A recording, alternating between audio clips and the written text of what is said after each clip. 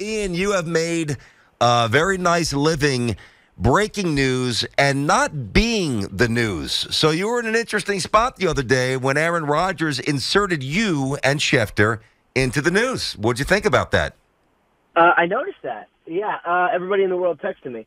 I would say one of the things with doing what I do, and it's the same thing really for anyone that is, pretty public, is you report information and you do the best you can with making sure that it is accurate, timely. You want to be right, you want to be first, all that stuff. And then whatever happens with the info, I sort of never mind. And I've never minded kind of, being in the crosshairs of anyone, especially when it's just because of, me doing my job. So, I put the info out there. Rodgers can react however he wants to react. I don't take offense. If I see him, I would not be angry. To me, this is all, it's all part of it. It's like I say something and then people are allowed to react. Yep. Rodgers has never been shy about speaking his mind, so to me, it's all fine. I had your back, Ian. He so did. Yeah, I mean, I had it too. He brought it first. Yeah, Tiki definitely had it, and we both did because it seemed not a shot, but it just seemed a little aggressive. And listen, he fluctuates between passive aggressive and strangely aggressive, and then everything in between. Do you? Because Tiki's point yesterday was that very well might be a foreshadow of him having issues in New York if he comes here with the media. Would you agree with that? I don't see it that way. Do you? So I would. He is very. I don't know that I'd use the word sensitive, but he's very attentive and interested in what media says. And at some point in his career, probably 2 or 3 years ago, but real late in his career, he went from being like, yeah, I don't care what the media says, to I'm going to respond. And once he decided to respond, he responds to everything. He's got a weekly spot on the McAfee show. He's, very good and very interesting. I always watch and listen. And, once you start kind of going at the media or, basically counterpointing them, you really can't stop. So if you're going to do it on one thing, you kind of got to do it on everything. And that's where he finds himself, is sort of like, one of the athlete world's foremost media critics, whether it's, sports or certainly politics or health related, vaccine related. He's been pretty outspoken. So, I don't know that he can't handle it, but I do know he reacts to everything, and that is the way he's chosen to be. And it is, at his advanced age for a player, I'm not sure the downside, except that he's just got to answer questions about it all the time. Yeah, but it also, he can't speak out of both sides of his mouth and criticize us for talking about him when he's talking about himself, and he's one of the best players in football. You can't deny that. Do you think it's going to matter in a locker room or in a front office as they think about bringing him in? Because culture is important, but obviously on the field, what he does on the field matters more. Yeah, and quarterbacks are different. Culture is extremely important. You look at, the Chiefs have maybe certainly one of the best cultures, maybe the best culture in the NFL. Part of the reason why they can have 8 rookies start or play key roles or whatever the number is, and they just fit right in the locker room and they're just good to go. But quarterbacks are different. I don't know that he's going to the Jets, but certainly it is a possibility. And when Brett Favre went to the Jets, he was kind of in a silo by himself. He was there. He was fine. He reacted. He was professional. He was fine, but definitely not one of the guys. Quarterbacks are, especially by the time they get to, 30-something like he is, they're not one of the guys. They are almost half management. It's like when Russell Wilson gets criticized in Denver for having an office and, bodyguards, and all that is real, so don't get me wrong, but it is kind of what it's like to be quarterback, because you're like a third player, a third businessman, and a third management, because you are consulted on real team things.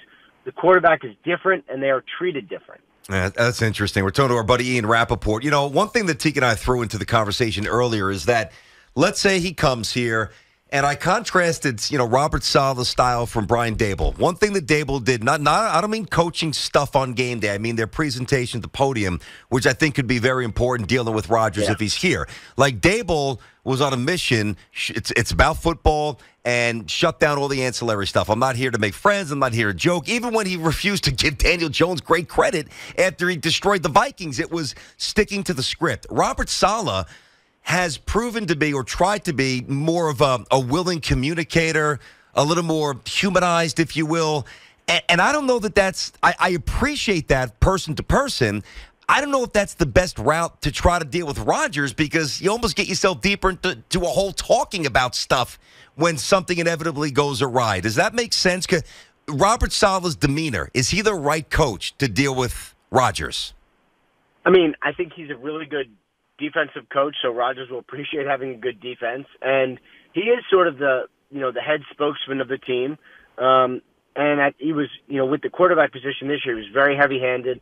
He was very on message. A lot of times he had the most important quotes as it pertains to the quarterback position, and he would go out there, and whatever he wanted his players to hear, whatever he wanted the media to talk about, it wouldn't be whispers. It would be Saleh saying it. Like, we're not going to give up on Zach, or here's why Mike White, whatever it was at the time. Yep. It was always Saleh.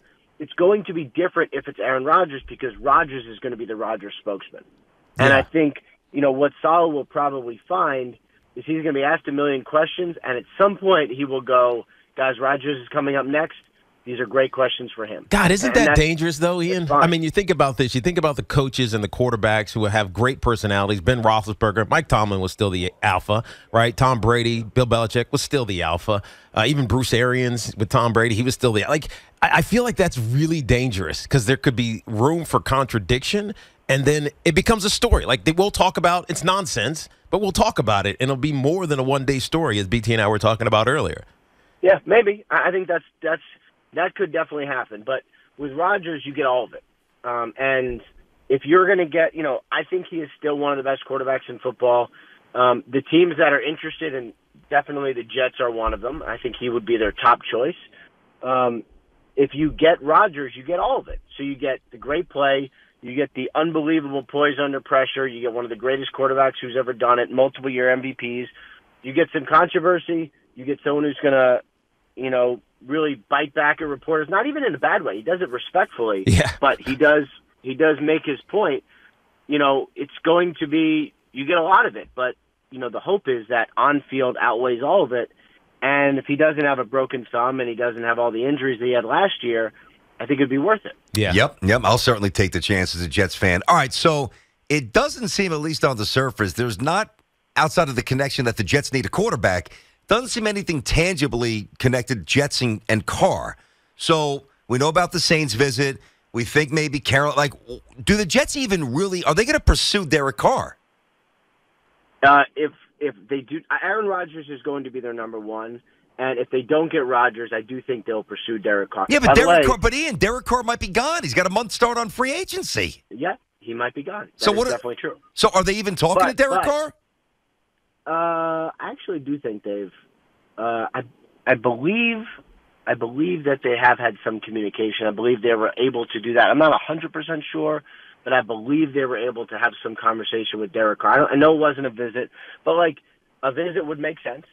That would certainly make sense. But I don't think they're going to do anything that would risk them not getting Aaron Rodgers, if that is even a possibility. And theoretically, Rodgers is going into the darkness. If when he comes out of the darkness, then presumably he will have some idea of what he's doing, and maybe by the middle of next week we will know. Yeah. So I don't think the Jets will be out of anything, but I don't think they're going to give up on getting Rodgers just to get Derek Carr. Now, there are ties. Todd Downing was his offensive coordinator and quarterbacks coach in Oakland, so he knows Derek Carr very well. Carr's had a ton of success with him, so there are definitely Carr ties. And I know there is interest. I just know that it's not going to, sort of overtake the Rodgers pursuit. Got it, and nor should it. Okay, so there's business and what you need to adhere to in terms of the principles of business, and then there's common sense. All right, so I asked you last week. I'm going to ask you again. It's Ian Rapoport with us here on The Fan. It is my strong belief, but I'm not a reporter, so this is why I'm asking you. The Jets have to, on some level, communicated with somebody that reps Aaron Rodgers, somebody that's tight with that and familiar with his thinking. Ian, I can't process the Jets putting most of their resources from an energy point of view in Aaron Rodgers and not have a basic sense if he even views them as an appealing destination. I can't accept that. I have to think on some level the Jets have an ounce of intel that he likes them and that's possible. Am I wrong? Well, I'm sure there have been back channel conversations. Information is king, and so, if you're general manager Joe Douglas, you obviously play by the rules. You do everything you need to by the rules, but there's probably some way you can find out. But I would say this. Let's say that Rodgers emerges from the dark and says, all right, I want to be traded. What the Packers are going to do, this is my understanding, is they're going to say, where do you want to go? Or where are 2 places you want to go? And whatever it is, and then we will facilitate that for you. So they are going to be willing to facilitate a trade for him if he wants that. It's just a matter of matching up the compensation and the numbers. So if Rodgers does want to be traded, which I don't know, but if he does want to be traded, then I don't think getting him will be an issue. I think it's going to be more, does he pick them, yes or no? Got it. He's got to prove it with the Green Bay Packers. They seem they're working hand in hand. Let me move on to other business real quick before we let you go here, Ian. The Philadelphia Eagles were obviously runner-up. They had a great season, but they lose both of their coordinators, which I'm positioning as a great thing for New York. Jonathan Gannon and Shane Steichen are both in new places as head coaches. Who do you think they hire interim-wise, and will it matter with relative to the success that they had last year?